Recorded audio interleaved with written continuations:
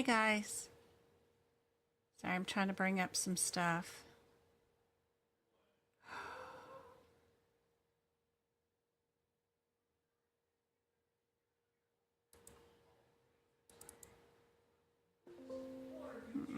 Stop yelling at me, Mr. Computer.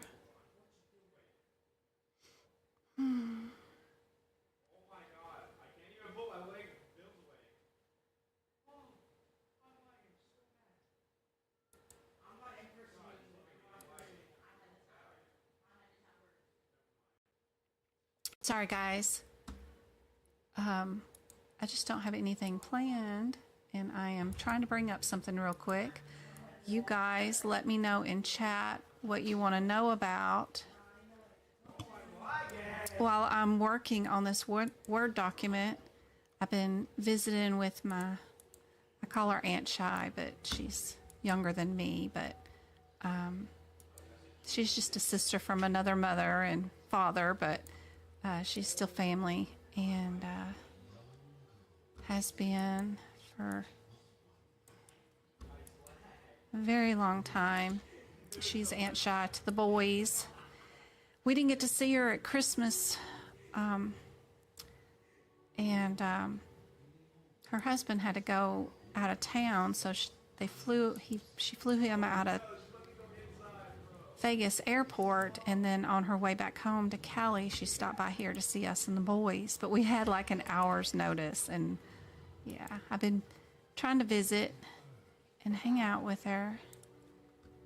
So I'm sitting here getting rid of marks on an old document that we haven't looked at in a long time. So I'm just erasing some marks, but y'all let me know in chat what codes y'all are dealing with, that y'all are having issues with, and I can try to. And the house is super loud because the boys are screaming. James is on Fortnite right now, so hopefully he's not taking up too much bandwidth. I need to go get my cell phone so I can see if Twinkle is yelling at me, because I left it in the living room, and I'm hobbling still on this leg. And oh my gosh, I gotta show you guys what happened to y'all's packages too. The heat here in Arizona is crazy. Okay, let me see if I can't get that camera to work. Where am I at? Oh gosh, where are my scenes? Now I can't find a lot of things on OBS. What did I do to it? Uh-oh, okay. Where's my,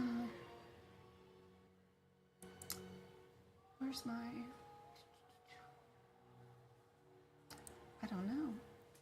Wait, what? When can I go?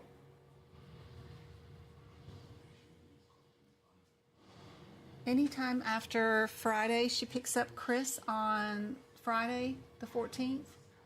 So anytime after Friday. Why is the internet being... Because I'm streaming. It's 6:30 on a Monday. Sorry about the internet. Okay. Screen capture. I'm trying, guys. No, I need to do a window capture, maybe? Window capture, okay. And, yep, we're gonna do that one. Yep. It's not gonna be formatted pretty, but sorry. But I do have that up, and then I need to add a camera video. Where's the video capture device? Right there. There.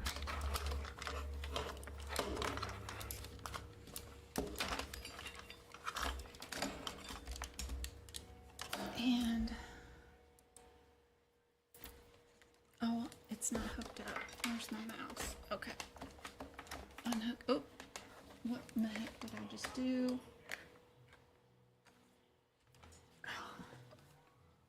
Why would that unhook everything?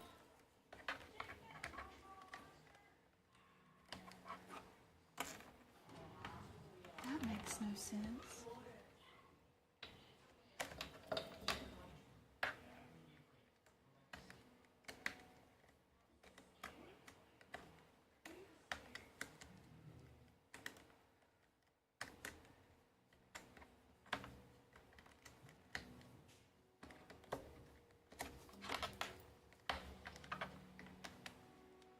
Sorry guys, I just lost all the screens. They're completely black. Oh,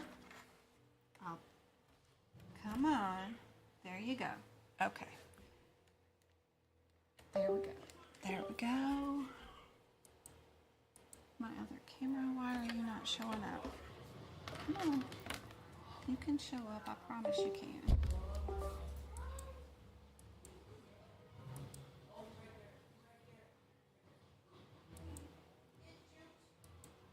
There we go. Okay. And let me go back to the starting screen, maybe. Window, and there we go. All right, I'll be right back. I gotta go get my cell phone.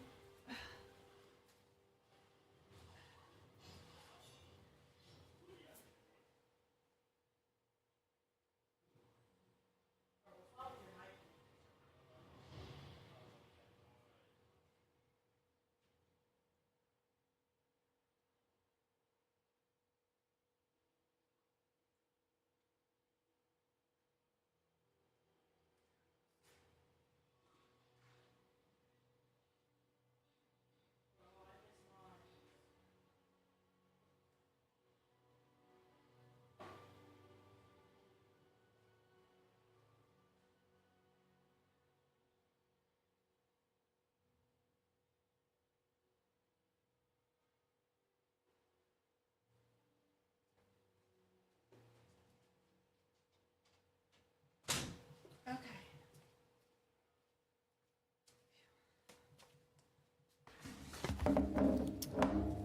All right.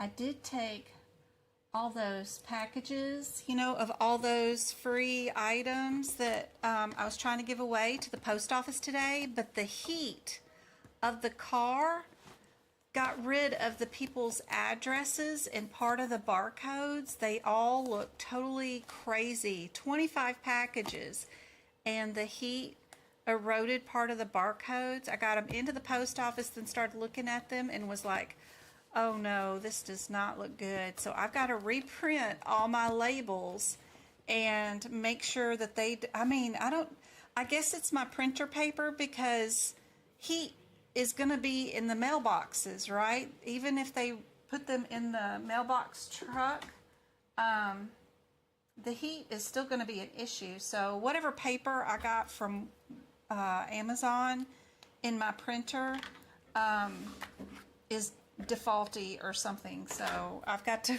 reprint all those shipping labels. Luckily, I do have extra printer paper on a different printer that will work.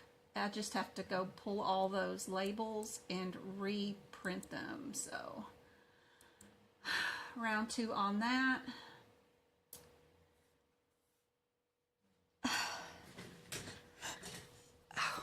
Okay, let me check chat and see what y'all are talking about with all this mess of mine. I don't know what happened. It's crazy. Hey, Holly. How's everybody doing? What is the sections are very important in cardiovascular system? What sections? You need to know. I gotta turn off this fan. The differences between a defibrillator and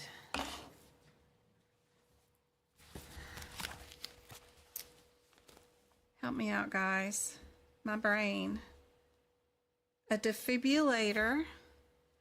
You really need to know the difference between codes 33249, 33210, 212.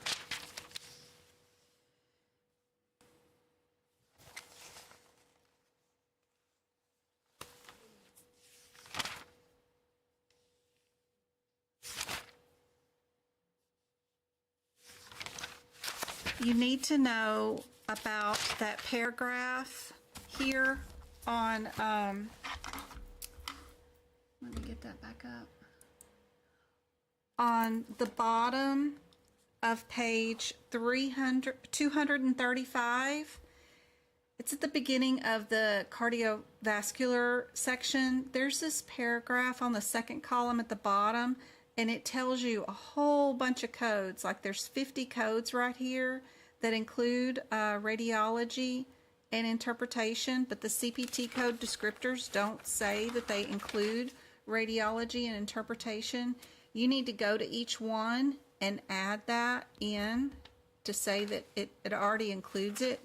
And there's a whole bunch of them. So you need to know that. You need to know that a pulse generator, all they're doing is replacing a battery. That's not a pump or any device. You need to know if you are replacing a device or a lead or any leads at all on some of these things. So when they're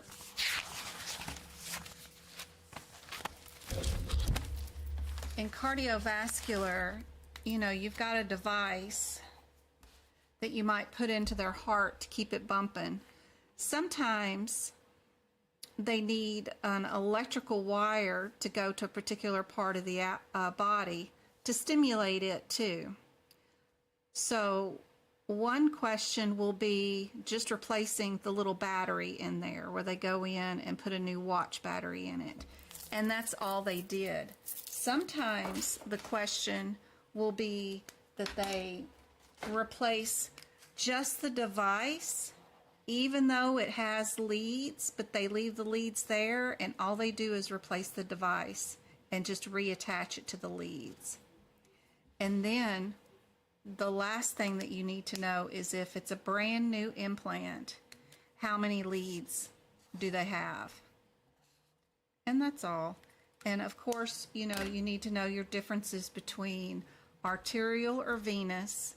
Are you in a vein? Are you in an artery? Or are you in a combo? Because a lot of the codes are just simply that difference. When you go through here and you're marking up your book, these are all arterial, and then the codes will switch to all ventricular. And then there'll be a combo code with both of them in there.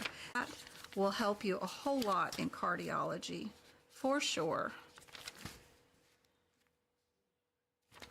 All right, let's see. What else we got? Got your book coffee ready? I haven't even had my 4 drinks today because it's just been a struggle with this leg of mine's not cooperating, and it's hard to put weight on it right now because whatever I did to it. What am I doing? This one. So, and then the surprise visit, and I had to get her bedroom ready and mop the floor. You know, I'm all Southern, and make sure the bathrooms were clean and all that good stuff. So she's comfy, and then I just haven't had any time to get you guys prepped. I'm sorry, but I did get the boxes labeled and read in that package back to Amazon. Here's y'all's first question y'all can work on. I'm sorry I've got all this crap, the drawing tools at the top, in the way. I'm just scattered and don't have my stuff together today because of my surprise sister visit. Miss Aunt Shy. We love Miss Aunt Shy. Okay. Hey Jamie, good to see you. First time to chat. Learning still. You're on your phone and computer. Aw, it's not allowing you to view the content. Sorry. Sometimes it takes a minute for it to load. Just have to be patient. Plus I was late. Is there new book prep? I did 5 hours on TikTok last night, but I haven't downloaded that video yet and posted it onto YouTube. I will, just as soon as I get, sorry, I was just propping up my leg, as soon as I get a moment. and I got to free up some memory on my computer. 5 hours of video. I knew better than to just keep sitting there, but I was just having too much fun. Sorry, I won't be able to. I don't want to slow down the live and say hello to everybody, but I see all y'all's messages. Yay, you registered for Sunday's workshop. I've had about 20 people register, so that's good. I'm hoping that a few more will register, but I can't wait. I love doing the workshops, and I hope they're super helpful. We're going to do all the medicine section, anesthesia, and E&M. You'll get the same link that you used to log in on Sunday to watch the live is the same link for the replay. So nothing changes. You just need that one email. Your sister from another mother. Oh yeah, that's me talking. Okay. Anyone got recommendations for studying revenue cycle? Ooh. Yuck.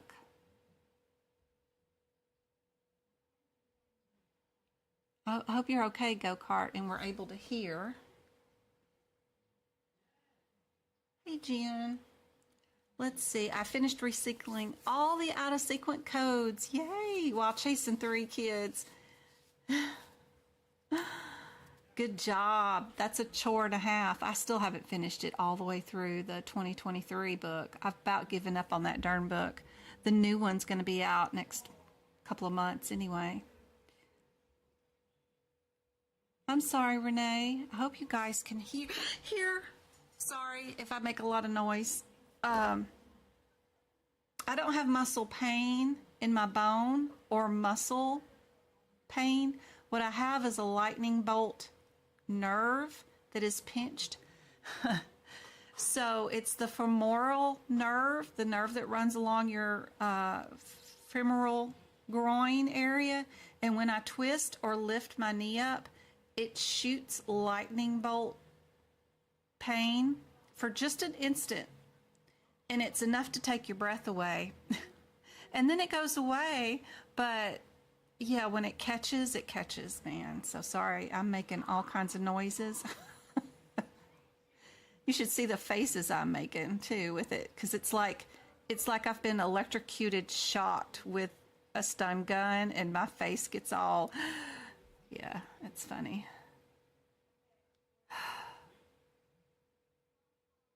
Thanks, Blondie. Thank you, Jen, for saying the workshops are great. Yay. Some people can hear, some people can't. I hope y'all can hear. Thank you. I hope y'all do get the job. Aw. Any knowledge you have is worth having. Aw. Anybody got an answer for this question? Can y'all see it even on the screen? I don't know if I can transfer them this. My son is so much better at this than I am. And every time OBS updates, I have to redo all our settings, which I'm not very good at. If I had had time, I would have made sure that this was all set before I started today. Where is it? I know it's here somewhere. It's transform, but the problem is I have to transform it manually, one number at a time, which is a pain. See, y'all can see it slowly going away here. I wish you could just crop like regular cropping does, but this is all like scales. I don't know.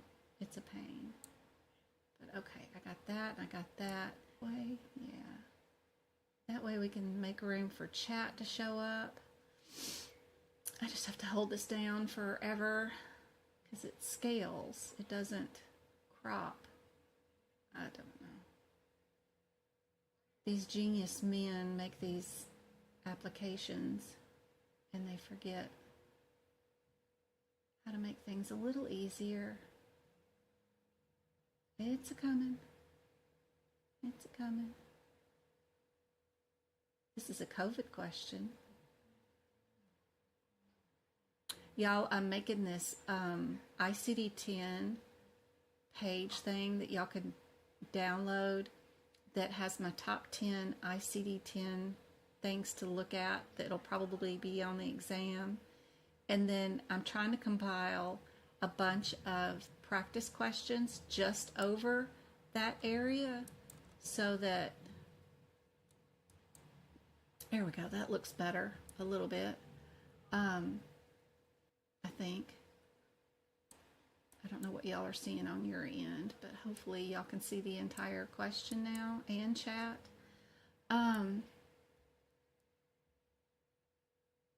So that it's like streamlined, okay? Here's a list, what you need to study.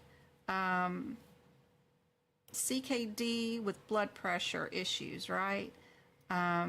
Impending heart attack.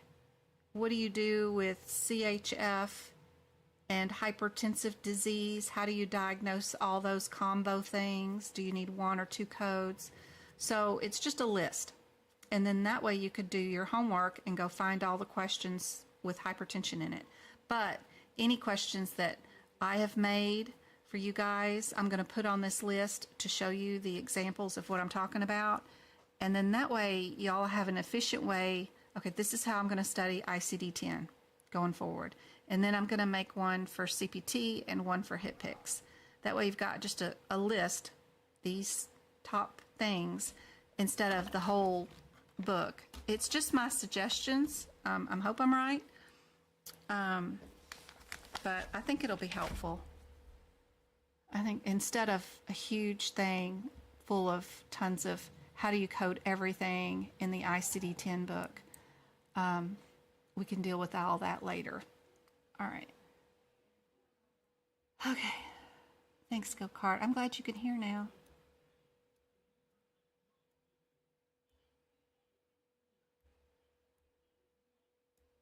Thank you. I'm so glad you are learning from my videos. People are saying A, B, and D. Ooh, we've got a lot of them.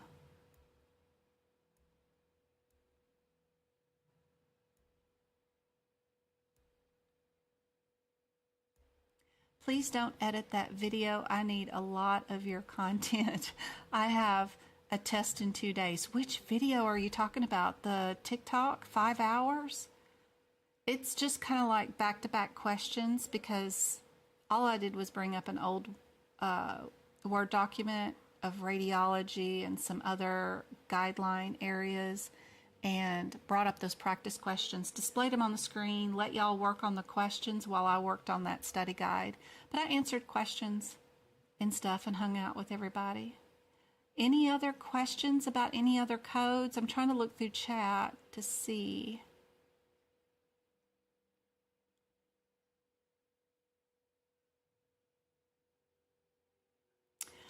I don't know. I don't have any humidity here in Arizona. You know, it only rains like 10 days a year here, if that.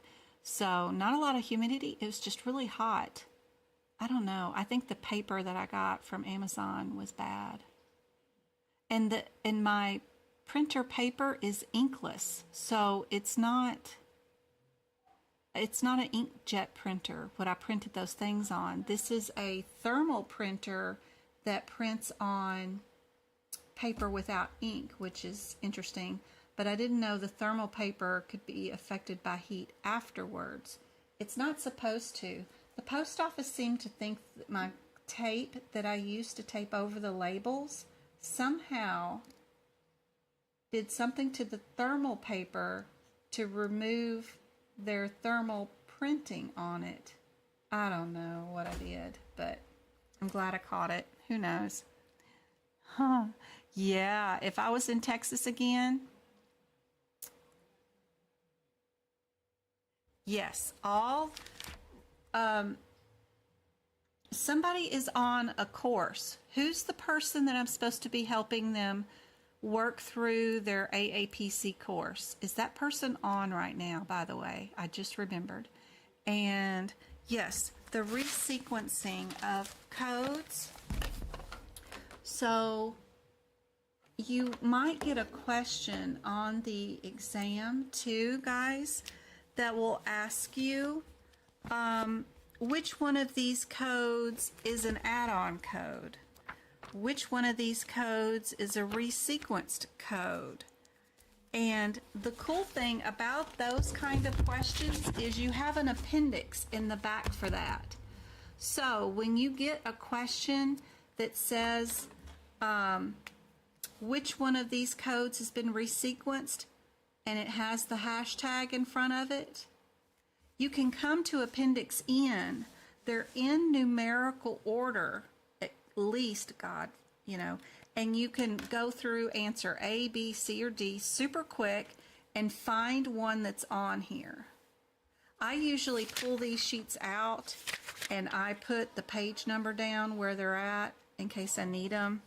But I haven't done that to this year's.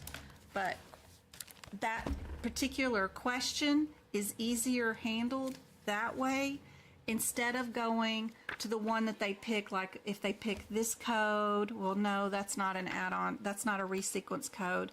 If they pick this code, no, that's not one. And then you got to go search for another one and see if it's one. It just takes too long to do that. So if you come all the way back here to the Appendix N, that's a faster way to do that question. The other question that they might have on the exam is about the lightning bolt question. Which one of these codes is pending FDA approval? You have an appendix for that too back here. And I think it's just 5 or 6 codes. So it's really a lot easier to come back here. This one right here, it's Appendix K. You just come to this page and you find the answer right here. And then that way you're not going through the entire book looking up 4 or 5 different codes and seeing which one is still pending FDA approval. You can run here and do it. A lot of the tactics on the exam is that the question is meant to slow you down so you run out of time and don't finish your question. But if you know where stuff is inside your book that's going to help you answer the question faster, then you can just run right here, find the one code that's on that list. There's your answer. Same thing with the Appendix N. Who is the one who's taken the course? Who is taking a course right now and was struggling to make it through the course? Meet Flower. Flower, so good you're here. Okay, hold on just a second. Let me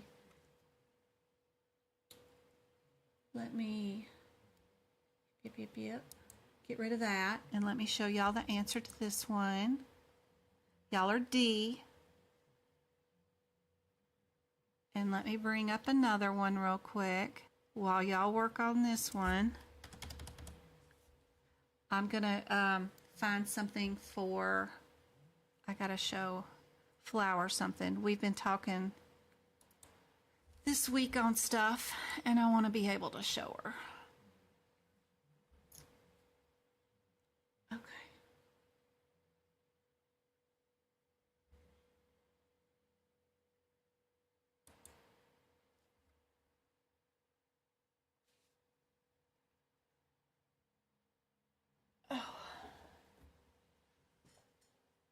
I gotta get something to drink, or I'm not gonna make it through the live. I didn't have anything on my desk. No lightning bolts, no lightning bolts. Okay.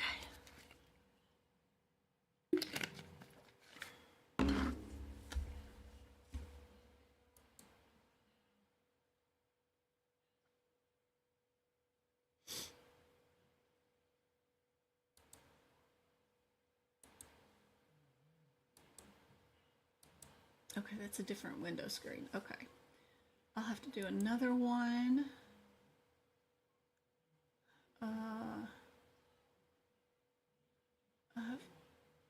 A window capture, yep, with Blackboard, yes. Okay. Ignore how many tabs I got open, please. You guys know how to get onto Blackboard when you're in a course, right? So My internet's gonna be slow. Okay. So Miss Flower, what you're gonna do is you're gonna go to each one of your exams for every single chapter, and you're going to try to fail every single one of them the first time you take it.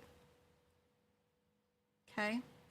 When you do that, when you try to get every single question wrong, it's super helpful because you can come back here, pull up your questions, and you have the rationale with each one of them, right? So what you do is you highlight each one with the rationale, hit Control and P at the same time, change this to selection only. It makes it a little nicer to print. Hit Save. Save it somewhere. Let me put it on my desktop so I can find it real quick. And then hit Save. And then, oh, yep. I don't know if y'all be able to see this, but let me try. Go to my desktop.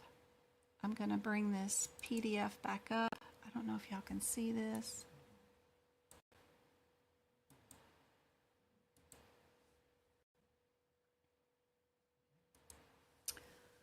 So let me do another one, another screen capture. I know you're thinking I'm crazy failing every single question, right? But, okay, you see how I have the old exam up with the questions and the answers and the rationale up. Now I'm going to go back in to my grades, right? And I'm going to go take this test again. I got to go here, I guess. And then I go take my test again. So I can go back down here, what, chapter 6? Was that where I was at? Chapter 6. I'm going to go take my test again. And I'm going to have 2 screens up. So I can click here, go into my, oh, y'all probably can't see because I got this thing. There we go. Put this on one side. Now I'll go into my exam again, and then I can do the exam on split screen, and I can hit, you know, Control F here and find, you know, the question. Because some of this course that I have right here is super small. Course and doesn't have a lot of exam questions. What happened to my, okay, here we go. But some of you guys' questions are 50 questions and it's hard to find them all, but you can find it like 56-year-old, or you can hit, this was a question on a C49 diagnosis code, and then you can find it really quick because I know they're timed. But you can use this to have the answers up on one side while you do your second attempt so that you can get 100% on the second attempt for every exam. That way you're not blind. And the important thing is to have the course passed so you get credit for it in the CEUs. And the other important thing is you have all the rationale for every single question. Then you can utilize this to put notes in your book. You can also use this to study. Why is RO 7.9 wrong? Why is it the 125 versus the I-21? What in the book tells me that's the wrong answer? You'll have time to research these, and you've got the rationale. But that's the way I do this. Any of their courses, right now, we've got CIC, I think. What all do I have? COC, CASCC, CIC, and the Evaluation and Management course that y'all were just seeing. And that's how I do them. Just go fail every single one of them. Then print the questions and rationale, pull it up on split screen, use the failed exam to pass the current exam, and you'll have 100%. Or, sometimes they come up with a random question that they didn't ask you before. I think they did that on the CPC one, but at least 70% of the questions are all the same, and you'll be able to pass it. You can also Google each question. Every single one of the answers is on Quizlet somewhere, but during your exam, no one's going to know that you're left the screen or anything. That's how I do it. You can see my grades. Fail, fail, fail. Sometimes it's really hard to get every single question wrong. I try very hard. Oh, y'all can't see. I got my thingy over the top. But what'd I do? Oh, okay. I need to move it this way. But yeah, try to fail every single one of the exams. That way you can get your practice questions. I hope that helps. That's how you get through those courses. You don't have to watch none of those lovely videos. You don't have to do anything throughout this course.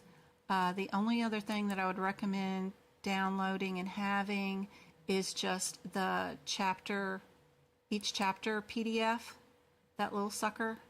It'll instant that. Don't even bother with those videos. Okay, let me get back to our, Word document. I hope that helps, Flower. I'm trying to get back to chat to see what y'all have been talking about. Let me know if that's helpful, if that's what you're talking about, or if I'm way off base of what you don't understand. Can you explain answer D? Yes. Let me go back to, where was I at? Here we go. Let's see. So, this question right here, we have 62 minutes of critical care. We have an additional 55 minutes of critical care. That is 7, 11, so 117 minutes if we look in our critical care little chart on page, whatchamacallit, 117 is our 91 and the 92 times 2. So we know we get rid of these two. You know that this sentence is your propaganda that's in the question. If an endocrinologist staff, meaning medical assistant, whoever, comes by and sees the patient for 25 minutes, is that critical care? If we're talking about diabetes, no. This is just propaganda, so that can't be included. So this one is either one of those, right? And are we a 33 or are we a 32 is the last little thing you got to look at.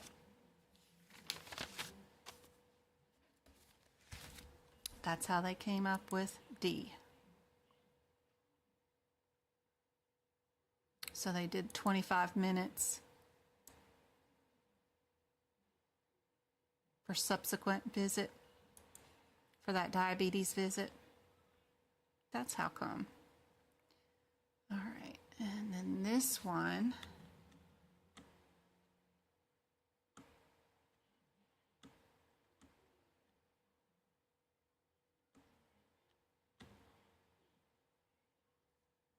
right here.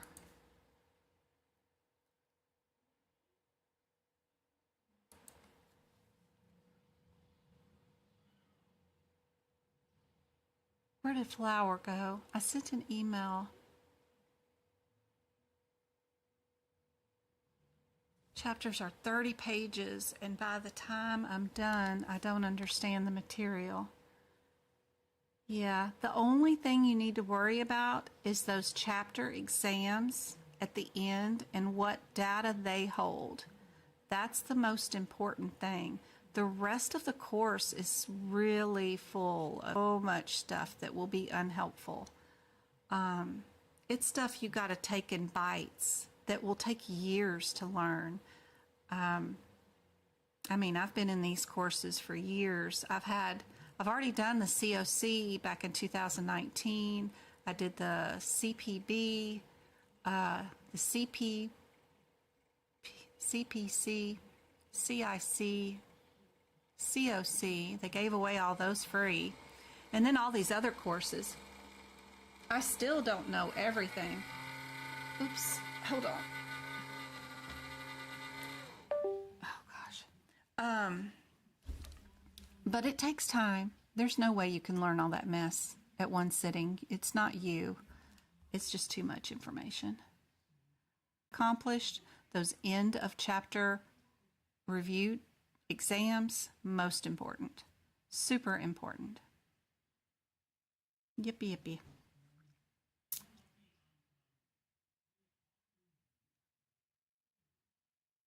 You're going to go buy a lotto ticket tonight. Buy me one too, Erin. I can't get out to the store to buy one. I want one so bad. All Amy's offered to help too. That's awesome.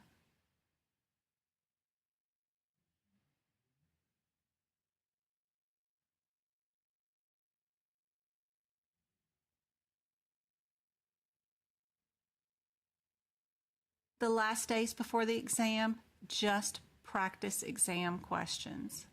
Finding out why wrong answers are wrong and why correct answers are correct. What in the books tells you they're correct. Learning what's in the books and how to utilize the books. Don't worry about book prep. If your exam's coming up this Saturday, work on practice exam questions. Find as many as you can, do as many as you can. Super helpful.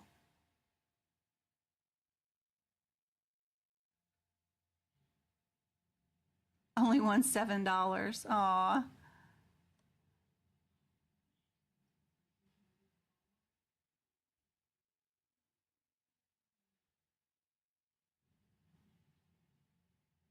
Yeah, those videos are grueling. They're awful. And then you're trying to make notes. It's impossible.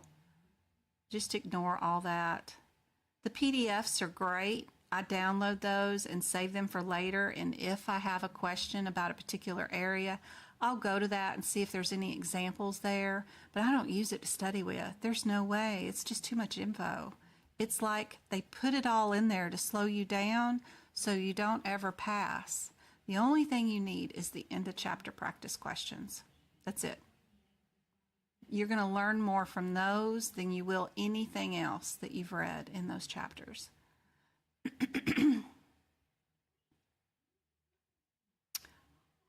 Yep. Don't assume you got to add everything together. Always check a few words before and a few words after to see if you got it. Okay, we got a lot of A's. Let's see what the answer is. We got an A on this one. They're saying that because of the obese and counseling, why would it not be C? Let's go look. 99411. If I missed your question, be sure and ask it again. I hope that helps. So preventative counseling, risk factor reduction for individuals in a group. And was this patient by themselves with the physician? Yep. So these two need to be grouped together, and you need to write that one word difference right there with this, and then you write right here.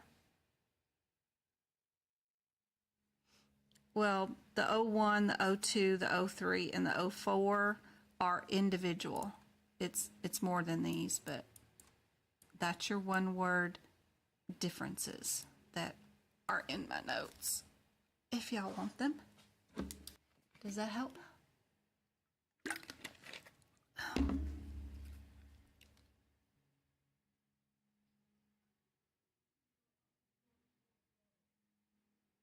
I don't know what the next question is. Make sure y'all can't see the answer. I don't know if these are updated for this year. We're just going to find out while we're here because, like I said, I didn't have time to prep anything. Oh, gosh. But if y'all got any questions on certain codes or anything y'all want me to answer, come on, work a little easier for me. Nope, that didn't help at all either. I'm trying to get it all into one screen, but it's being picky. Here we go. Hydration.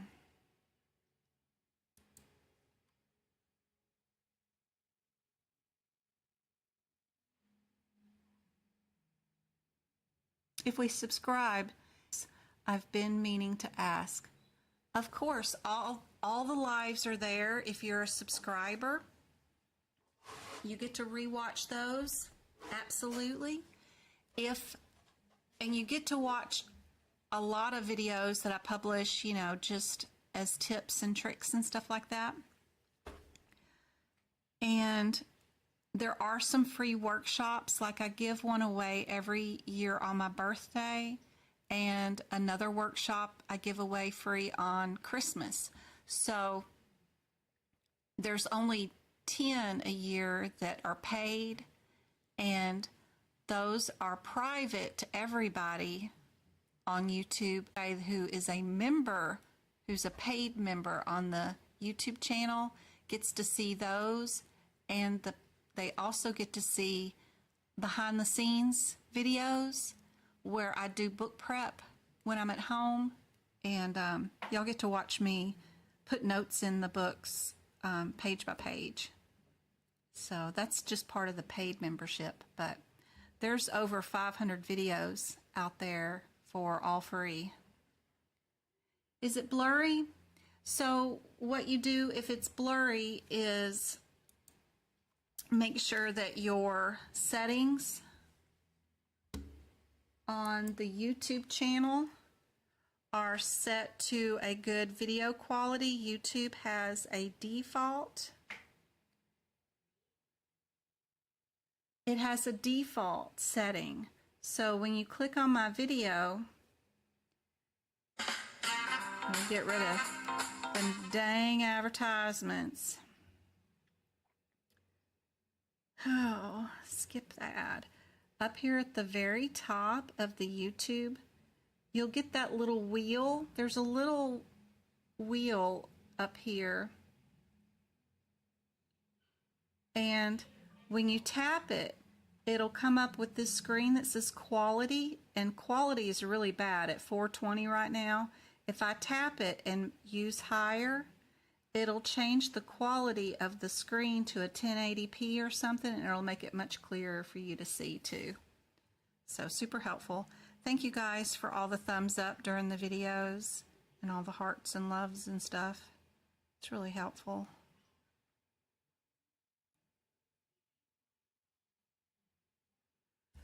Let me get rid of that screen again so you guys can see the question. What do you guys think the answer is?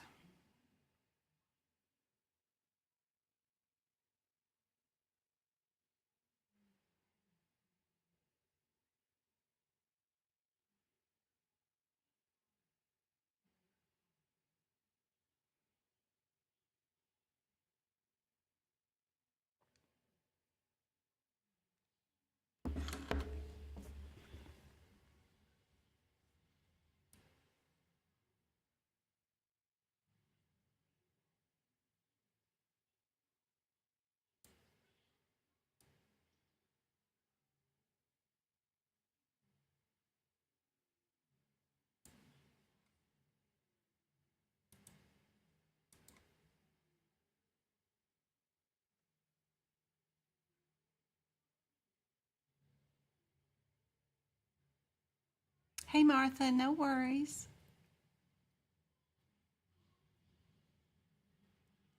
Yep, there's a note at the top of the next column.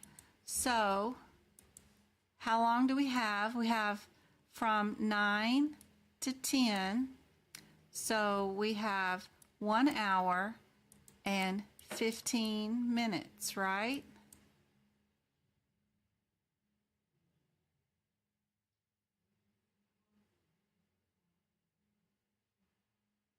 How would that be coded? You do have to pay attention to your parentheticals, know your guidelines here.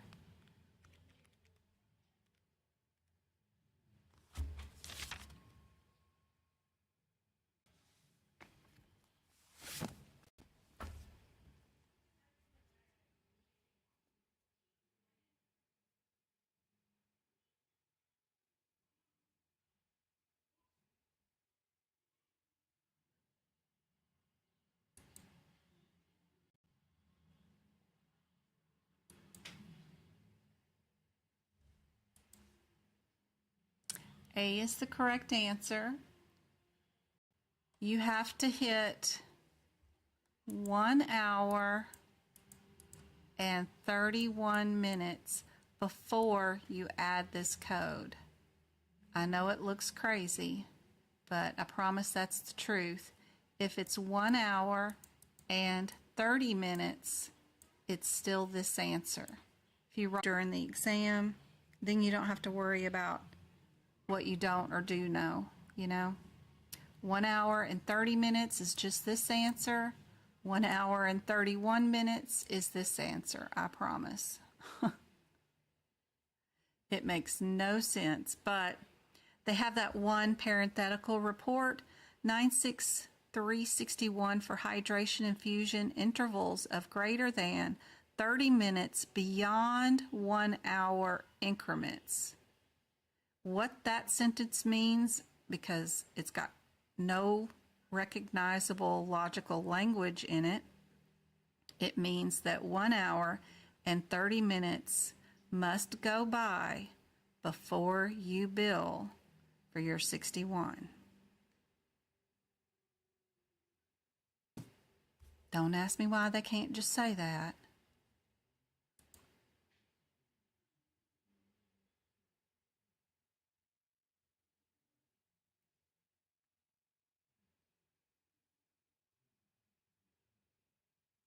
You have a guideline rule with time in the front of your CPT book, Cynthia. Your code, your CPT code, HOUR, Jennifer, okay? This is for each hour. You have a rule in the very beginning of your book where time is mentioned. I talked about it in my blog recently, where I read this guideline out and told y'all about what it meant. So in the beginning of the book on page 12, you have to remember that if time is a part of the component and the only component of the CPT code, there's no MDM to pick, right? And the only component is time. Half plus 1 has to go by before you are able to bill it. This CPT code is for 1 hour. So you have to have half of it go by plus 1 before you can add that to anything. Is this my... No. Is this it? No. Is this it? Yeah. So it's in this mess in the beginning. And I'm sure it might mention something about it up in here too, somewhere maybe again. Right here, it's telling you about 30 minutes and beyond, but the wording is really crappy. This is for each hour. This is for each additional hour. Because of our time guideline in the front of the book, half has to go by before you can add it. You can't bill this just because there's 15 minutes more of an extra hour. You have to be already in this time, and half of it has to go by before you can bill it. Other codes are 30 minutes. Some of them, I don't know what code I could think of right off the top of my head, are 30 minutes, and some of them are 15 minutes each, right? So if your code for your mama is every 30 minutes and then its add-on code is 30 minutes each, then you have to have 16 minutes go by before you can use its child code. If it's a 30 each. If it's a 15 each, what did we think? Do we add 8 or do we add 8.5? If we round up, does that mean 9? This is confusing. I have no idea what it is for 15 minutes, but it could be either the number 8 minutes or 9. I don't know. But if we're rounding up, which I'm thinking we're supposed to do, half would be 8, plus 1 would be 9 minutes. So good luck with that one. But anyway, I can only tell you what I know. It's hard to divide 15 minutes into half plus 1. But anyway, I hope that's helpful. Am I helping or am I confusing more?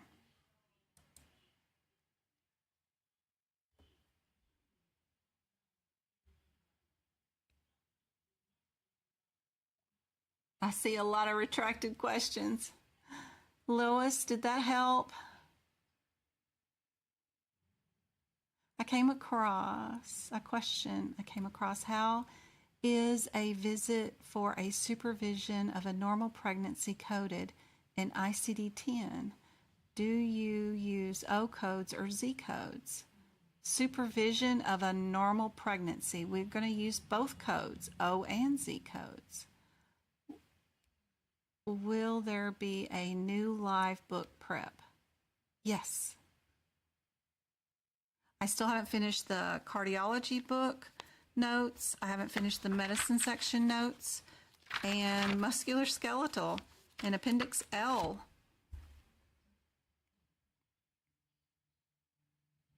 Half of what has to go by? Time. Minutes. Please tell me the actual coding job is less stressful than the CPC exam. Oh yeah, honey, it sure is. Absolutely.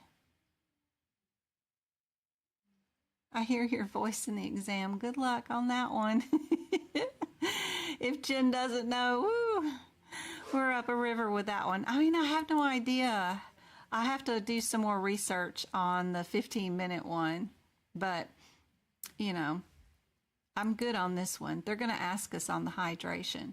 Just put that example down. If it's an hour and 30 minutes or anything less, it's only the one code, I promise. If it's an hour and 31 minutes and anything higher, then it is the 2 codes. Promise. You'll get it correct on the exam. It's what AAPC wants. Absolutely.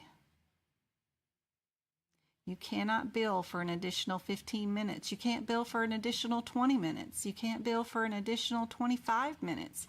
You can't even bill for an additional 30 minutes because the each is an hour and you have to pass and spend at least half your time into that hour before you can bill that hour.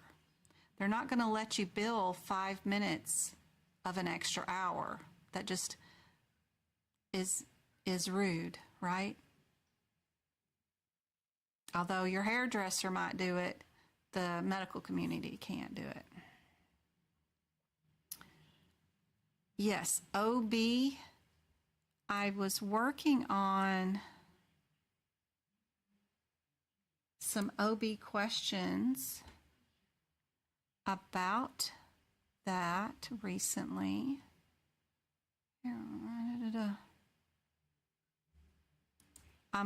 This is my I'm fixing to show you, so give me just a second.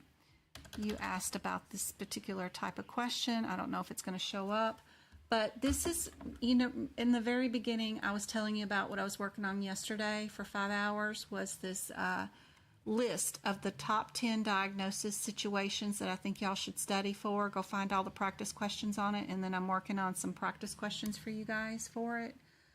So OB was one of the ones I was working on for that. And here's a question that I was working on researching to see if the answers are all correct, if the codes are still valid. How can I turn this question into something trickier than what it already is, and in my own scenario? But you will always have a question or an answer with, if they're still pregnant, right? You're going to still do their pregnancy code. And then you've got to do how many weeks are they pregnant. This is probably not a good example because she delivers here. But there's codes in the back of the book of the ICD-10 that tells you they're 14 weeks, 13 weeks pregnant, 12 weeks, 20, 34. Those are Z codes. So if they're just coming in for a well check, they're monthly, then you're going to need that Z code in the back, and you're also going to need that O code.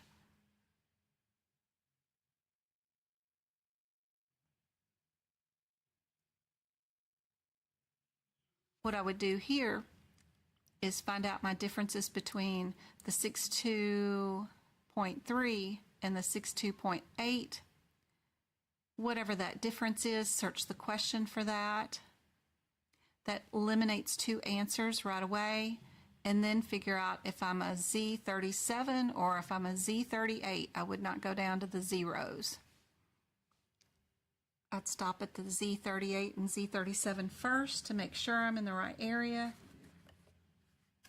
What do you guys think the answer is to this one?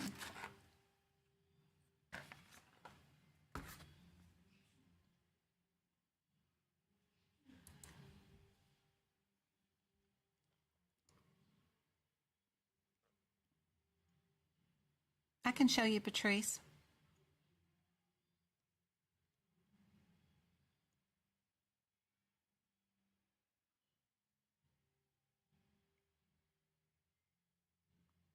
You had a whole practice test on Appendix L. I love Appendix L. I'd love to see a whole test on it, but was it just a practice question or a whole test? I'd love to help you on that.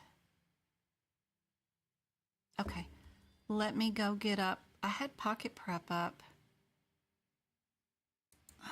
somewhere. Let me see.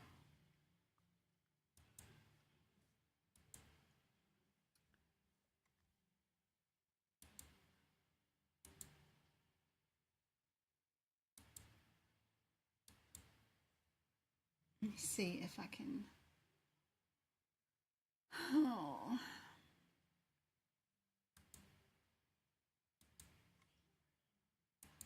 Bring this up. So, if you just go to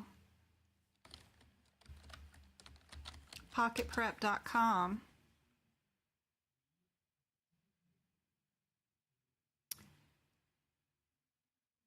you can go to medical, of course, and AAPC pops up right the first. There is a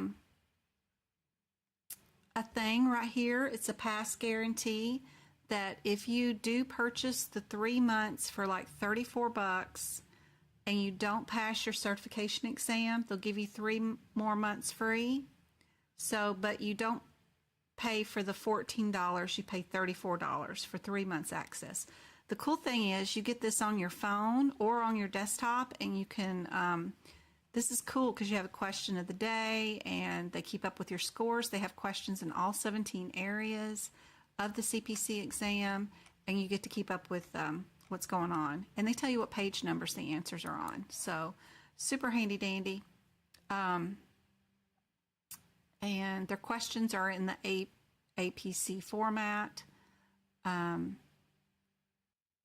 So they work out really good.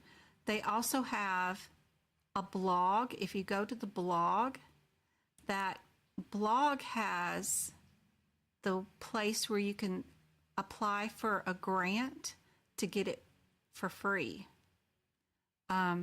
Somewhere in here, I know some people have applied and did win the grant somewhere. It's in here somewhere.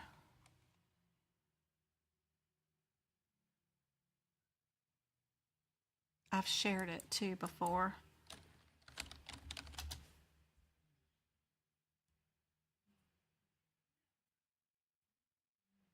But it's not very expensive. I don't know where it is. I don't know what it is. It's in here somewhere, but it's under the blog. I'll try to find that link again.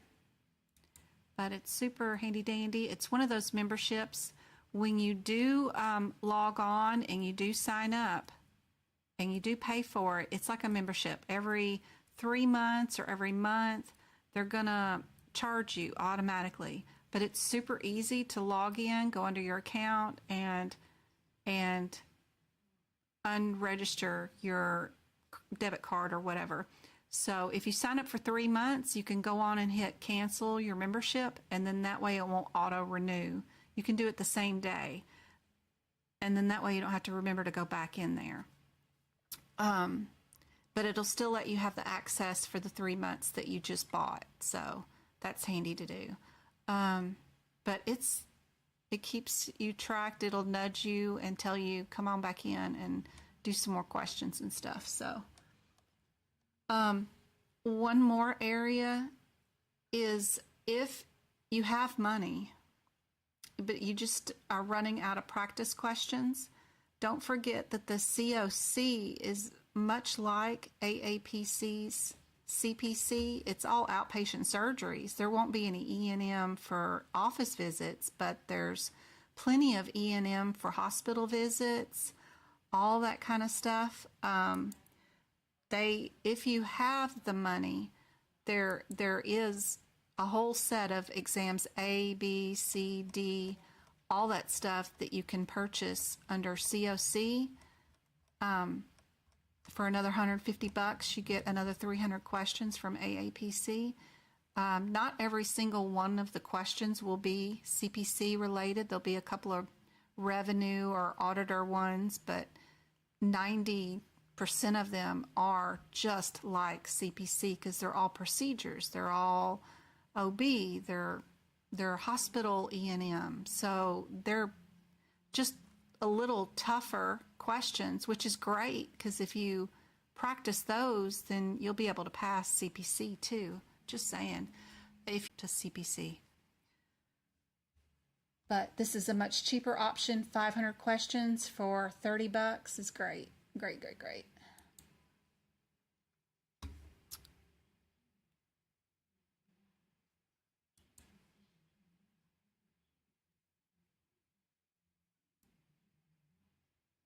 Not that I know of. I haven't looked at their site much this year. I corrected some of their they had some for intravenous drawers, blood drawers. They had something for that, but I don't think they have a HEMA yet. I'm looking.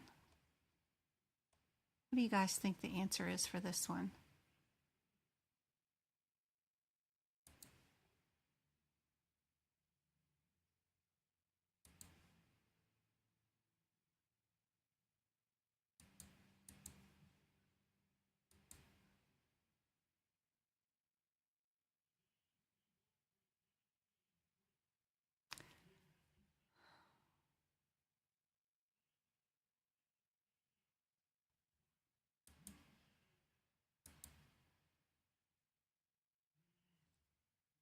See, they had one from NHA, and it said CPT, so I bought that, but it ended up being phlebotomy. It wasn't like CPT codes. And I know NHA does a coder thing somewhere, but no one hires for NHA for anything. So don't ever get that certificate. But I didn't know that that was just for phlebotomy. I didn't even go into those questions. But it doesn't look like it. It looks like they only have AAPC and just a few other random companies, but nothing that I could find that ended up being related to our area.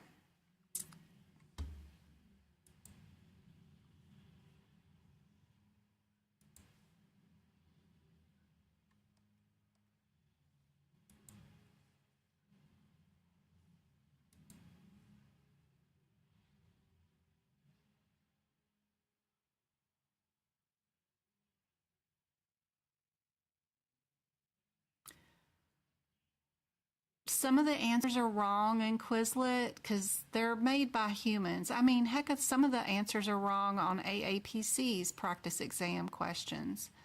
I just did one from their COC course that had deleted codes in it last week. So you've got the human factor. Please don't think that everything is 100% correct when you're not dealing with an organization, especially. They're going to have more errors than normal. So this one's particular answer is A. Just be known that, where AAPCs might have 1 to 2% of their questions wrong, Quizlet might have up to 15% wrong or something. So be careful. It's not that people are intent on putting something wrong. It's human. We're all human. We all make mistakes. I'm sure I've gone over questions every night and made some sort of mistake somewhere along the lines. So it just happens. We're all human. Where is my phone? I'm supposed to be looking at it and I haven't looked at it all day. Oh yeah, trash night. Okay.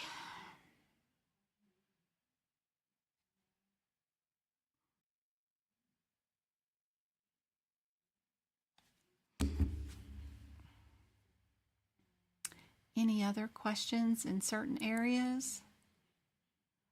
Thanks, Denise, for getting into the membership. Now you see it's maternal, not newborn. Awesome. Acronyms.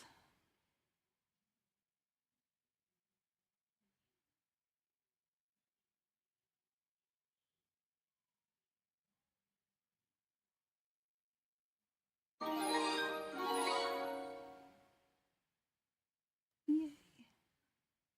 Denise Pimentel has become a member. Yay. All right, what other one were we doing? Mrs. Jones. Integumentary. Let me switch this real quick. Back to this one. If it'll go, we'll see. That one. We're going to go to that one. There we go.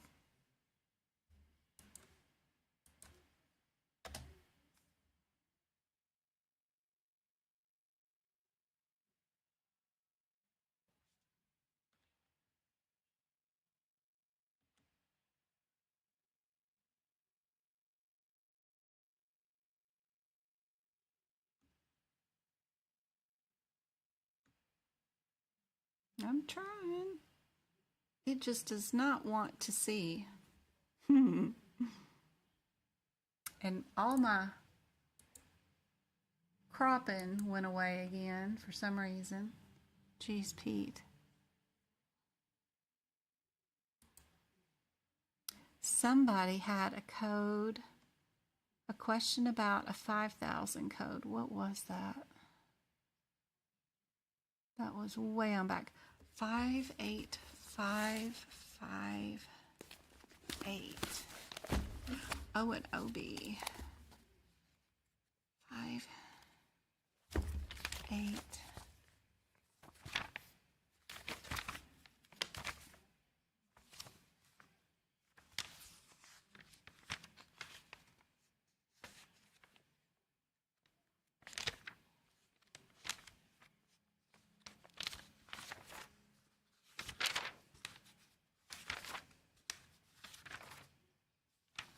Five, 8, 5. 5, 5, 8. Histoscope. What is DNC? I came across this today. I can't find the meaning. Dilation and curette is the meaning. We're dilating and we're scooping out stuff. So 5, 8, 5, 5, 8 is without the dilation and curette. Some of these are non-OB. Some of them are OB related. They're in two different areas. The main thing that will help you here is, am I in a hysterectomy? Am I in a histoscope? And am I OB? Figure out if it's non-OB or not. Then you know it's the codes before you get to the pregnancy. If it is OB, then it's the ones after the babies are delivered. And then if it happens during a hysterectomy or if it's just a scope, that'll help keep you in the right areas so that you can find the right ones. We're just dilating and scooping. Not all of them are OB related. Thank you, Diana. Somebody said they had Appendix L questions. You can email me those if you have them.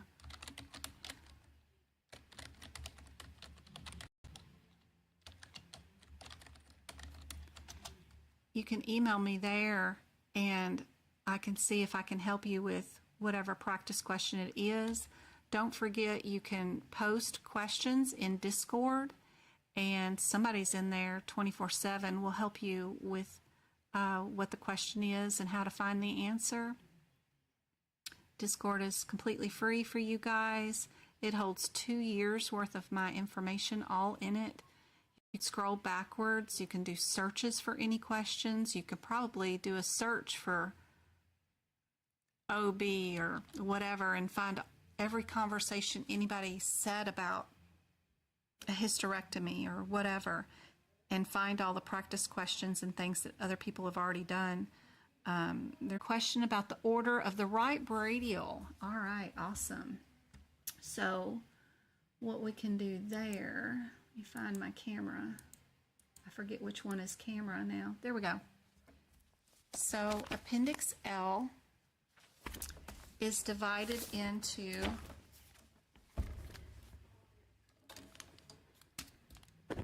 of course arteries and veins. So we just need to know, are we read? Said we're brachial. I'm assuming that's arterial. So we're just going to do a word search for brachial.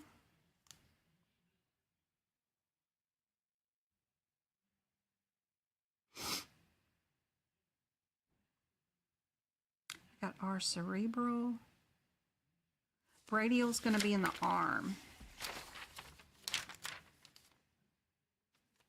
Hepatic, what are we at here? Thoracic might be arm. Where's arms? There it is, arms. So I got left brachial, right bronchial. Where is, that's left. Left, left, left, left. Right brachial. Right brachial's over here.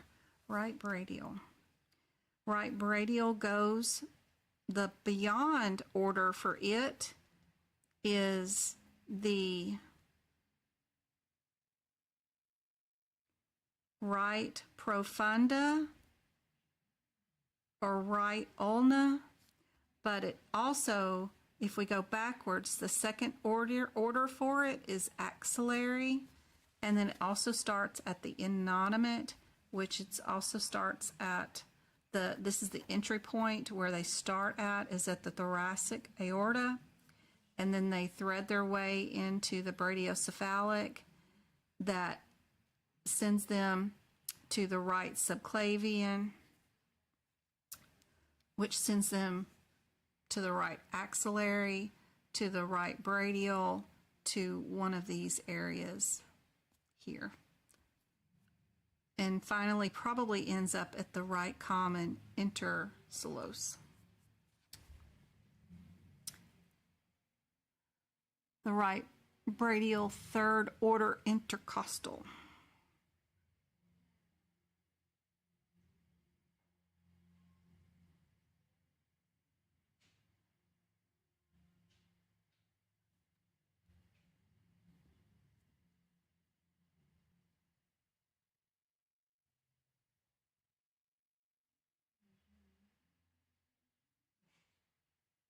So this right brachial can go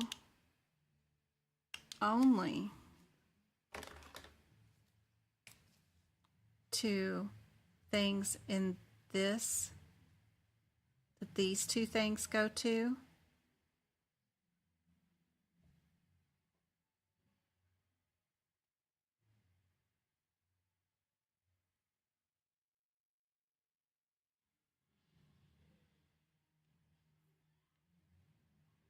And whatever's inside that particular pink box. The other box that's above it with this 2 items right here is only for the right subscapular. That only goes to the right subclavian, but the right brachial has anything in this pink box that it can go to, depending on which route they want to go to. It can either go right profundus, right ulna, right radial. Then from there, only the right radial can take them to these 4 spots. Only the right ulna can take it to this one spot. If we do go to the right profundus, it's done at that point.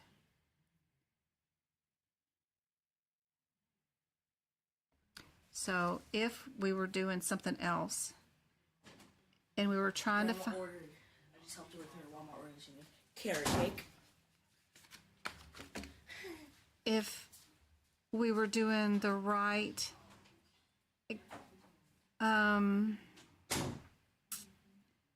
external carotid and we wanted to find our third order for it, we would just go find the third order, of course, but then we could go find the beyond third order, and it's only this box where the right internal carotid, which is different from the external, it only goes to the green box above. So each one is boxed off and has its own line of stuff that it goes to.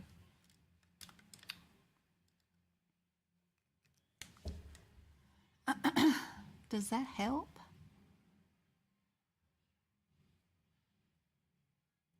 I don't know if it's intercostal. I don't see that particular word, but I see the interosseosis. Is that what they're saying? Intercostal is somewhere else, right?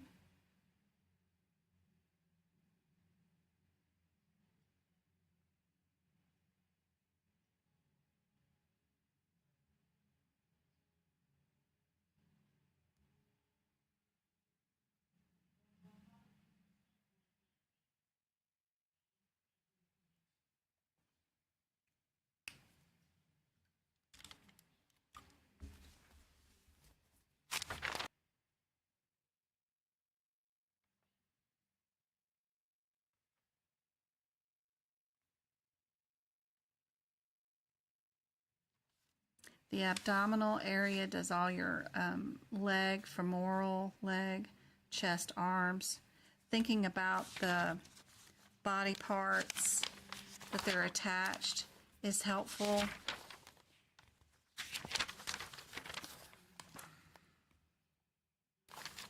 You can also probably look at this arm one and figure out what's going on too. We've got them all listed here too.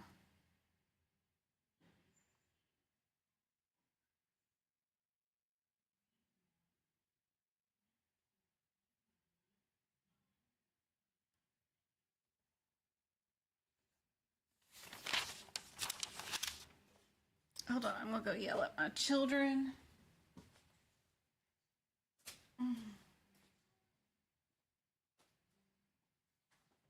Travis, no more root beer, child. Did you make some more ice? You're sitting there eating it. You're not allowed to. Stop chewing on ice, Travis. Don't look at me like that. It's bad for your teeth. Make more ice. Don't just drink it all up.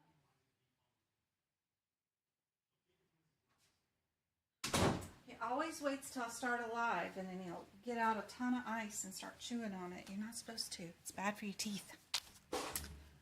All right. Yeah, it is confusing. Page 969.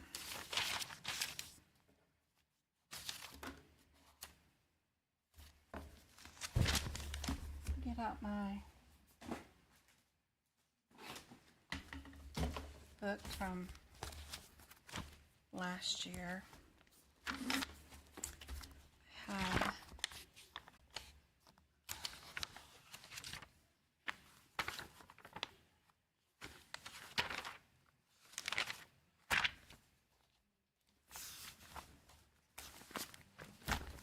still working on this. Would love to finish this one of these days and get all the CPT codes listed with each one of the orders, like the right bronchial at the intercostal stage. That CPT code is 36215, and then, you know, eventually get them all listed. The first order is the 36215 at the inaudible brachiocephalic. I'd love to get all this done with all the CPT codes down. The important thing with this also is if you use ultrasound guidance, it's always that code. And then if it's fluoroscope guidance, it's always that code. But I love my cardiology notes from last year. They're still good for this year's book because there was only one or two add-on codes for this year. They didn't change this chapter at all. So if you do have my cardiology notes, these are just rockin' code notes. I love these things. I did a lot of work on them. Super proud.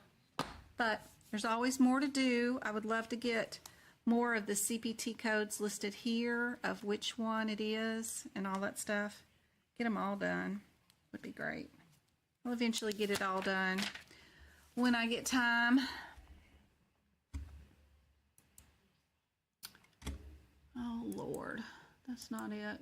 This one. This question. I know. Chewing on ice. Stop it. Yep. There's one thing you'll regret more than anything else in your life. Over relationships and all, it's not taking care of your teeth.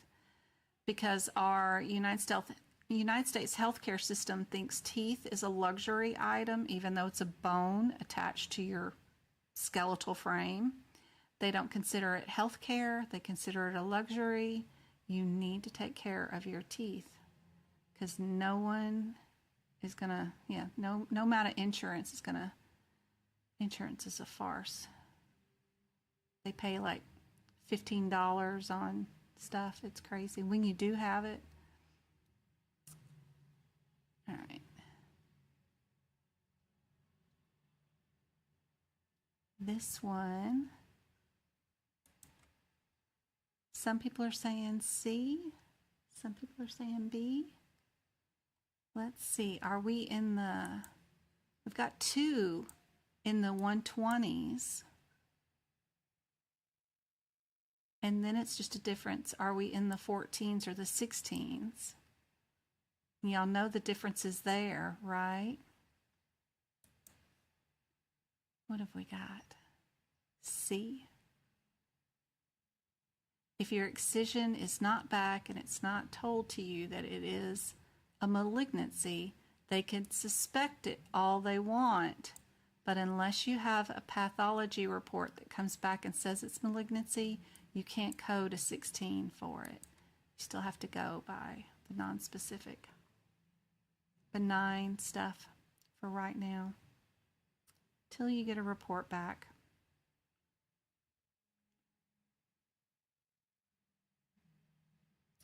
Mrs. Jones is having all kinds of skin stuff.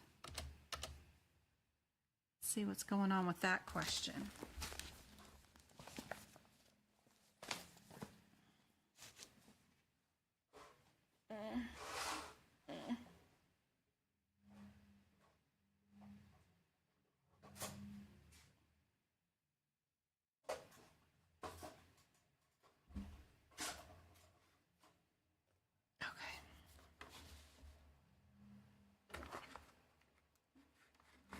So we got 114 and 116.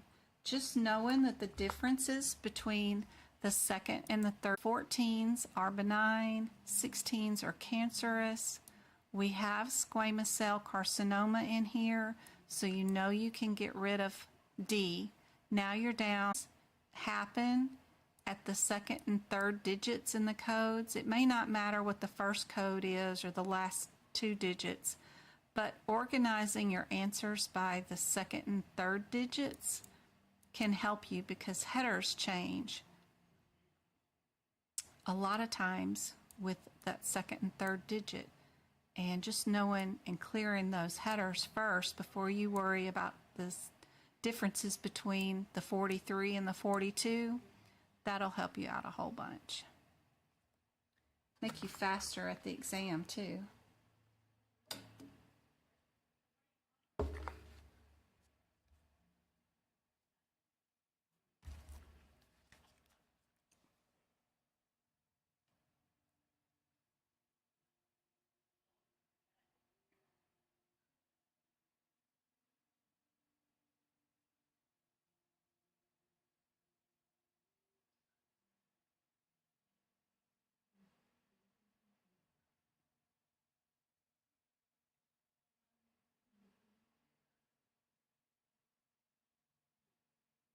I got 25 of you on.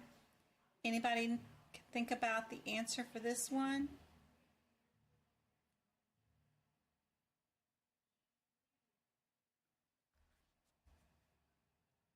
Sorry I'm so scattered tonight.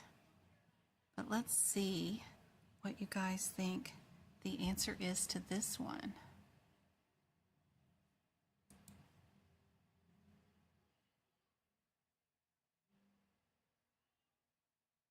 Yay, V.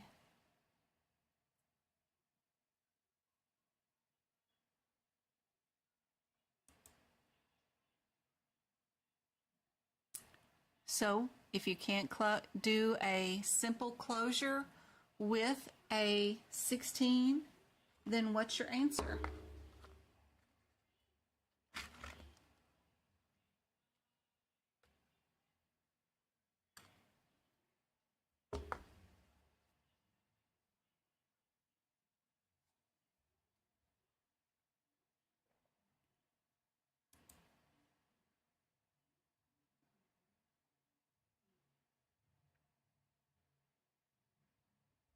Yes, I can repeat that. Okay, Amanda.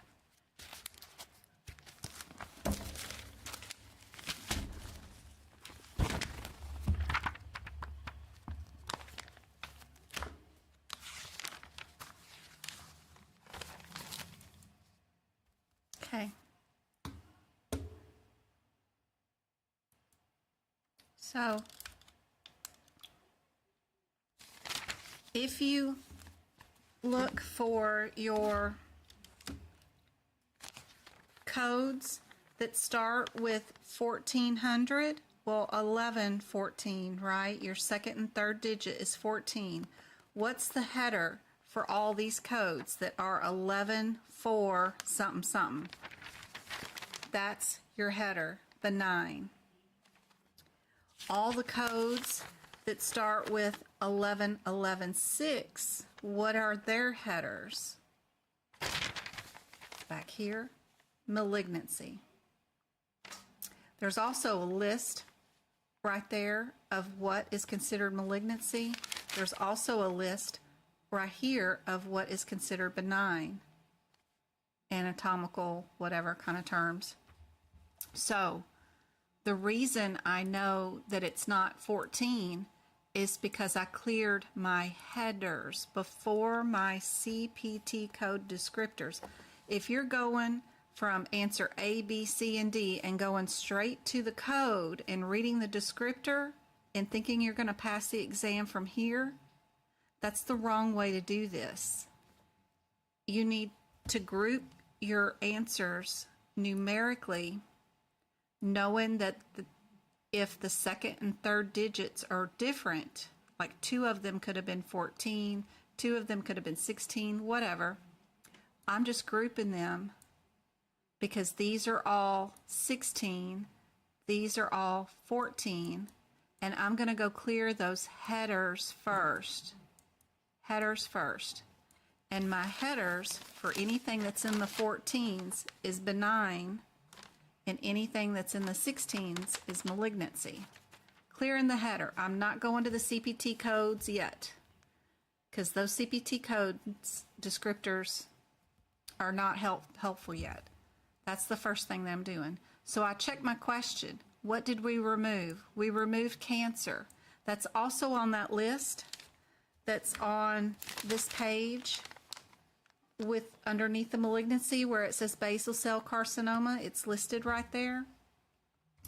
So, there we go. So all I did was check my question.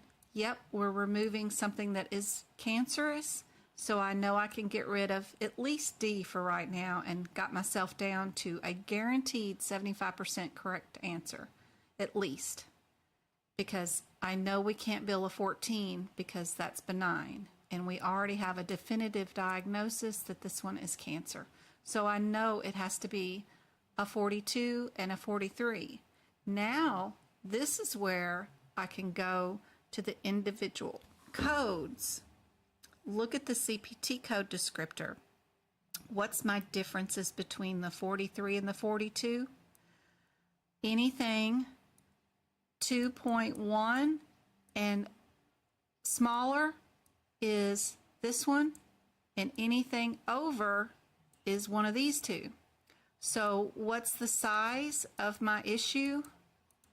We've already got something that's over, even without margins, because this is margins, that's over this 2.1. So we know we have to get rid of 42 because our size is bigger than a 2.1. So we know now for a fact that we've got ourselves down to a 50-50 shot on this question. Legitimately. Pick one or the other for the answer. Would we add a code to this, or would we code one code? And more oftentimes than not, AAPC is just testing you to see if you're going to overcode, see if they can write a bunch of stuff in here and make you think that you need extra codes. It's not 100%, but 70, 80, 90% of the time, it's usually just one answer instead of two. Would you, when you cut something off of somebody, also bill them to repair what you cut off of them? Are we going to charge them for that? Think about it that way.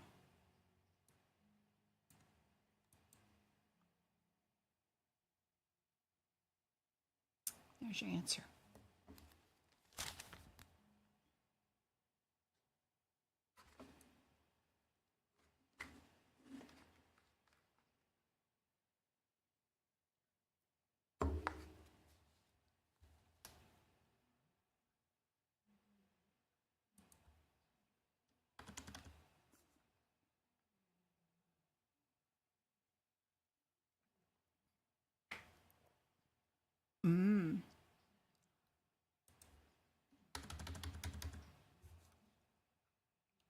So when pathology report is returned and we have positive margins, that means the cancer still goes out to all the edges of what we cut off. We didn't clear any of the margins, meaning we didn't catch any cancer-free cells at all. Everything we cut off was all cancer.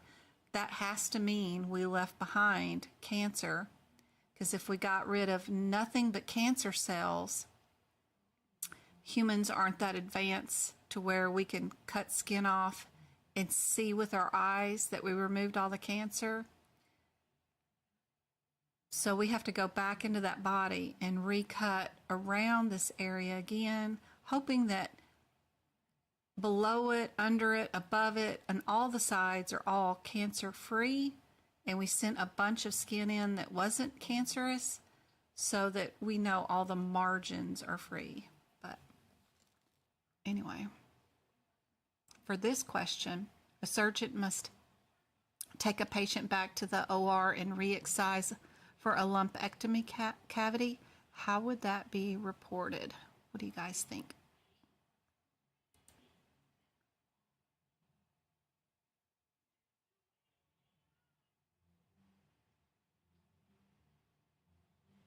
Good job, Erin.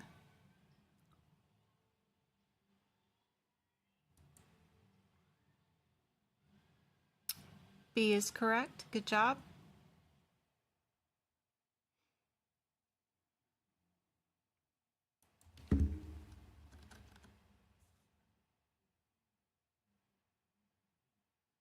If a physician was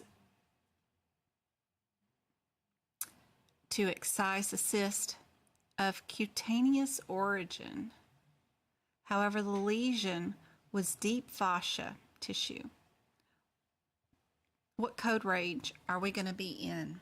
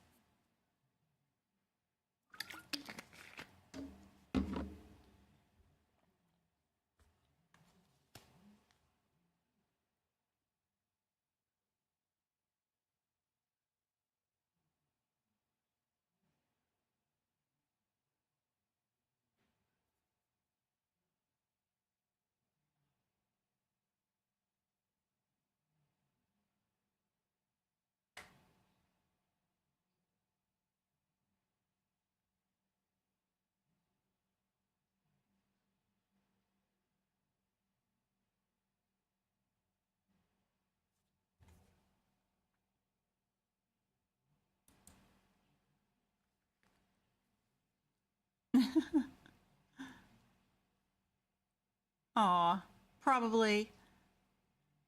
Y'all's names are so close.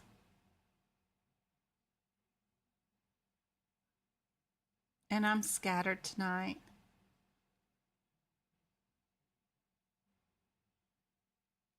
Can you please show that previous question so I can get a screenshot? The replay will be available too.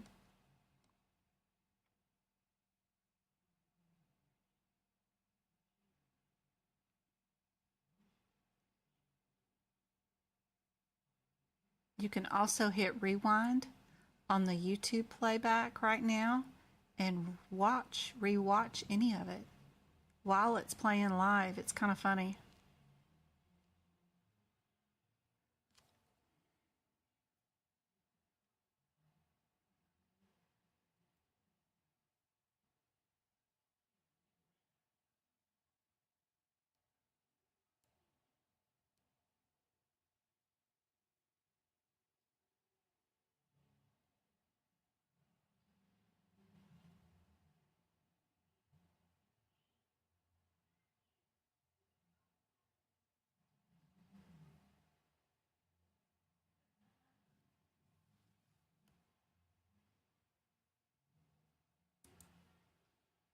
Got D's and C's.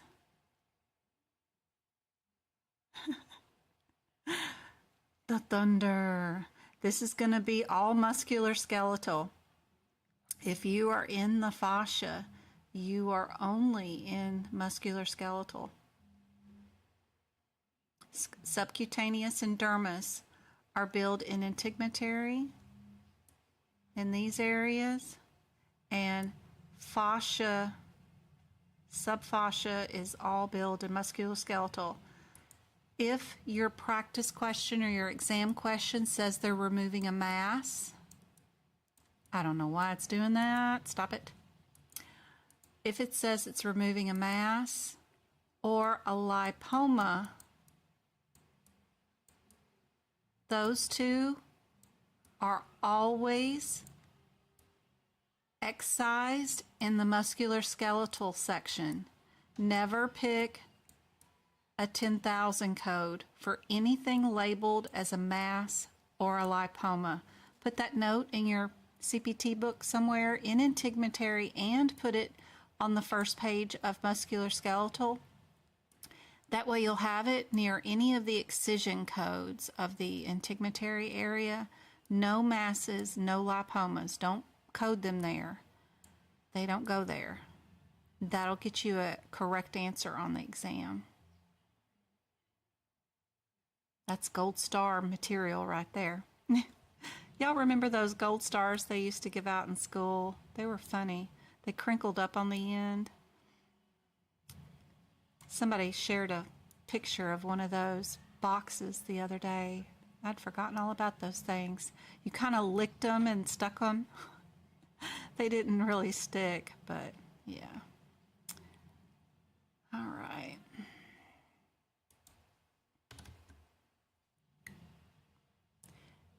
If the documentation does not make it clear why the cutaneous lesion found to be benign pathology was excised as a malignant lesion by the surgeon, how would you code the service? Huh? I don't even understand that. The documentation does not make it clear why was found to be benign by the pathology. I don't care why it's benign. We cut it off anyway.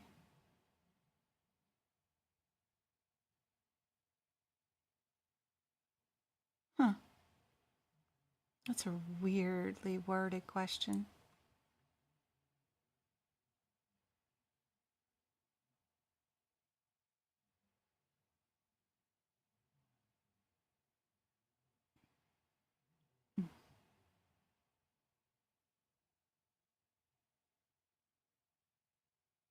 Yes, these types of questions are on the exam, especially the one with the range. This one right here. Yeah, I remember having that on my exam.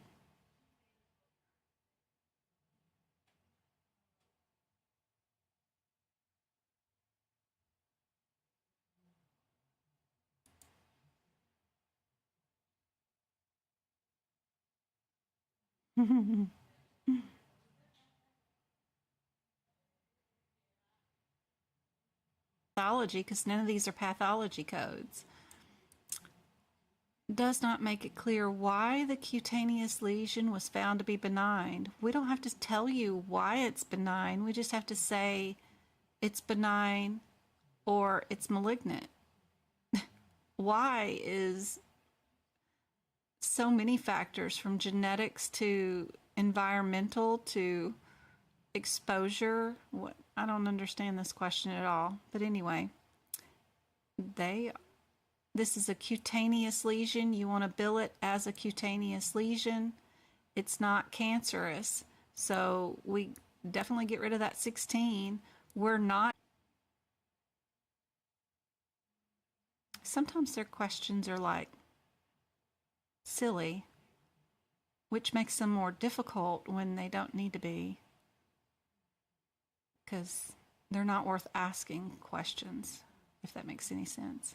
It's like, we got a bill, we cut it off of them. So just try to get rid of all the garbage. What did you do? We got rid of a cutaneous lesion. It's not cancerous. So you know you're not doing 16. You know you're not doing musculoskeletal. The only thing you can bill is a 14. Try not to stress too much. Oh, Lord.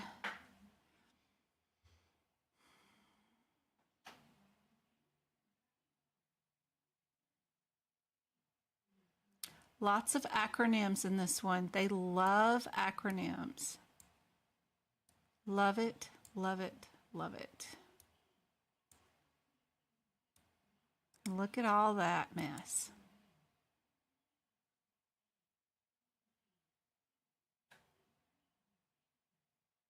They love their acronyms. Take it one thing at a time. What's the difference between the 55 and the 53? Figure that out. Get yourself down to either just the correct answer or a 75% chance. And then figure out if it is 53, do I times it by 4 or times it by 8?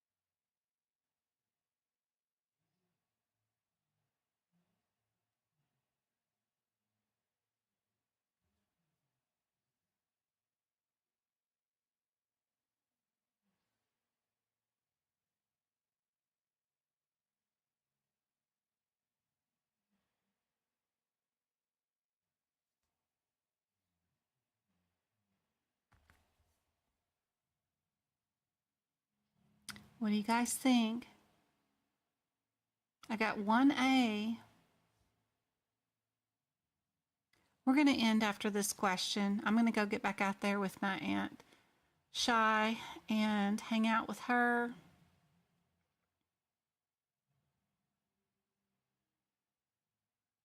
Aw, thank you, Amanda. You're awesome. For the last one, it wasn't in the 2000s because it's a cyst, but more of how deep it was. Cutaneous. It's up top, up top. Yes. Deep fascia. So in the integumentary section, that front page where we draw all of our anatomy stuff here, what I did in my notes was I took this picture and I divided it where everything that is dermis and epidermis is coded in the 10,000s.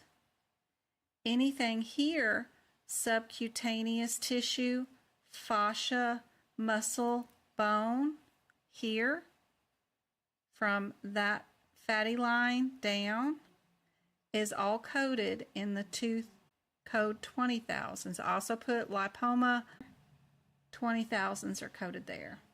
My notes, guys, I got it. I got it all in there for you.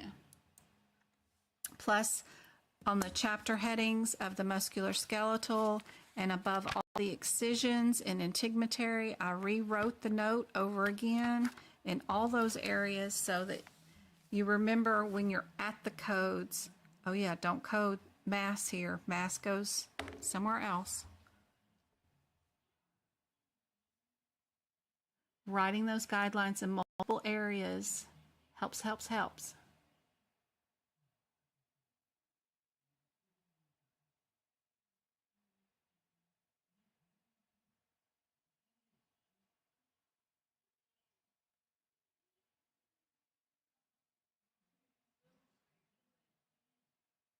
Oh, you're welcome, Amanda. I just didn't know she was coming. I got 1 hour notice and I got 3 letters from her. It said OMY. I didn't even know she was coming from Vegas, and she'd be here in an hour. That's all I got at like 10 o'clock at night. And I was like, okay. And knowing her, she was probably driving from Cali is what I was thinking. I started cleaning and making sure her room was ready and cleaned up. But that's family, you know? We don't. Come hang out.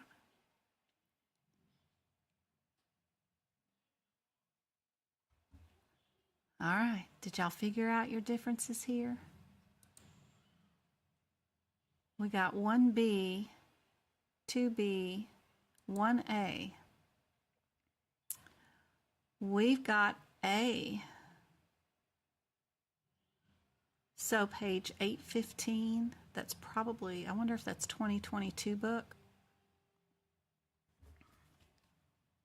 Because I doubt it's 2023, because I pulled this from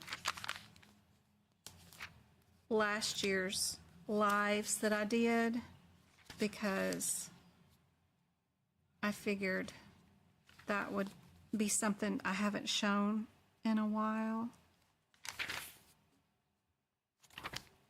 Yeah, definitely wrong page number. 57153. So we're going to be on page.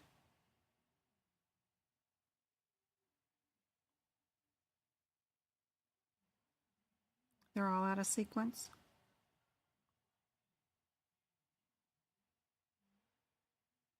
$8.20. It's on $8.20 now.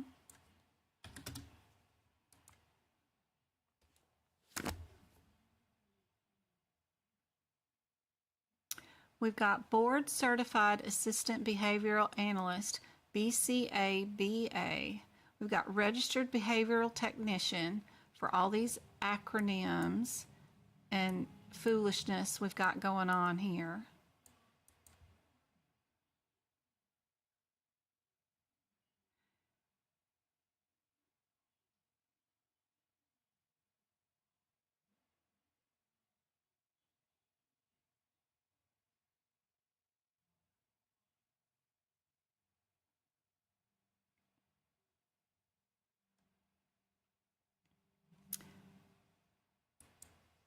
So from 1 to 3 is 2 hours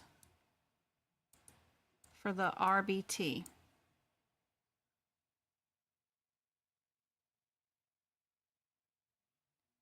One hour for this, but I don't think you can bill overlapping time, meaning two people doing the same thing on the same patient for the same amount of time. So we can bill from 1 to 1:30 for this one, because this time doesn't start till 1:30. Then when this one stops at 2:30, we can bill from 2:30 to 3. So 1 hour for one person, 1 hour for another person. They both get increments of 15 minutes, which means 15 times 4 is our hour. 15 times 4 is 1 hour. Does that make any sense to anybody?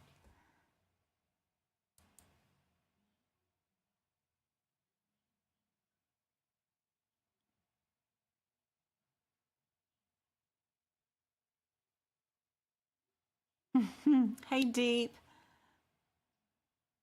Good to see you.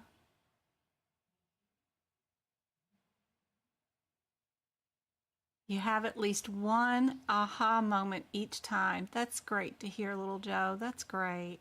I'm sorry I got to listen to so much garbage until you get the aha moments. I wish I had just a compilation of edited professional film for just the aha moments for you guys. That would be so much more efficient than having to listen to me 2 hours each night ramble on. incessantly about whatever is going on in my life, but y'all are very welcome. Y'all bring me a lot of joy, and I hope to make a difference in you guys' life. Get y'all into this career. The healthcare field is full of possibilities. Just getting in there and getting in the door is all you need. You can take it to where it's been a blessing. I went into the medical field, and I'd love to help as many people as I can before I leave this spinning planet. All right, guys, I'm going to end it. I'm going to go hang out with Miss Aunt Shy, and I hope y'all have enjoyed this. I know it was a hot mess, but I'll be back on Wednesday night. We'll do 2 more hours of practice questions, and I'll be way more organized then, and hopefully have my videos stream set up to be a whole lot better than what it has been tonight. Because this is just terrible. I got stuff all over the screen, just everywhere. Good gracious. Y'all couldn't even see chat. The replay on this is just going to be horrible. Sorry, OBS had to update at the same time for this live, so none of the settings were set. What a mess. I did Lab and Path in the last 2 lives too, so you're welcome. You're welcome, Rachel. Happy to break it down. I hope that's helpful. Yes, get those out of sequence ones. Oh, it's awful. Get those out of sequence done.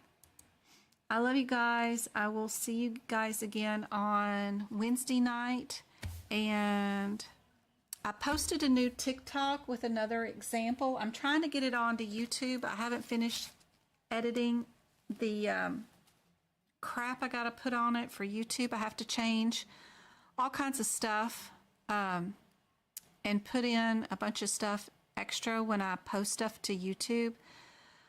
It's easier just to post on TikTok. So I have a new TikTok video of some referral E&Ms. And I did one yesterday, so check those out, guys. They're free and posted there, and they're just a couple of minutes, and there's a new one on there. I'll eventually get it onto YouTube, but I'm going to go hang out with Aunt Shy.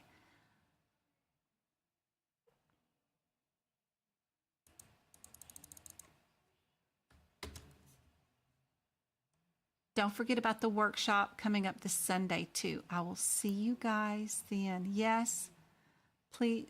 Don't say you hope.